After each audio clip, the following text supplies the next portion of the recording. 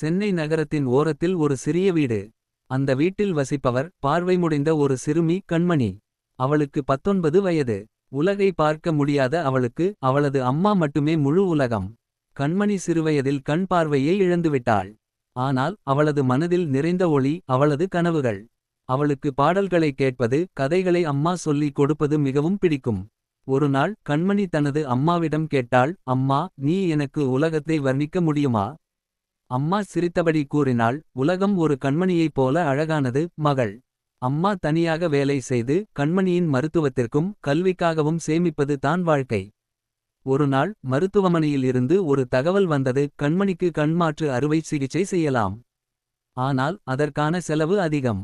அம்மா தினமும் கூடுதல் வேலை செய்தாள். இரவுகள் முழுவதும் மசாலா பொட்டலம் கட்டி விற்றாள். பல மாதங்கள் கடுமையாக உழைத்த பிறகு அறுவை சிகிச்சைக்கான பணம் சேர்ந்தது. அறுவை சிகிச்சை வெற்றிகரமாக முடிந்தது. கண்மணி கண்களை திறந்தபோது முதல் முறையாக தனது அம்மாவை பார்த்தாள். அவள் கண்களில் நீர் மிளிர நெஞ்சம் கனிந்தாள், அம்மா, நீ தான் என் உலகம். அம்மா மகிழ்ச்சியில் கண்களை மூடிக்கொண்டாள். காரணம், அவளது கண்களில் நீண்ட நாட்களாக ஒளி இல்லாமல் போய்விட்டது. உண்மையான அன்பு என்பது தன்னலமில்லாதது. உண்மை அன்பு என்றால் என்ன என்று யாரேனும் கேட்பார்களானால், தாய் என ஒரு வார்த்தை போதும்.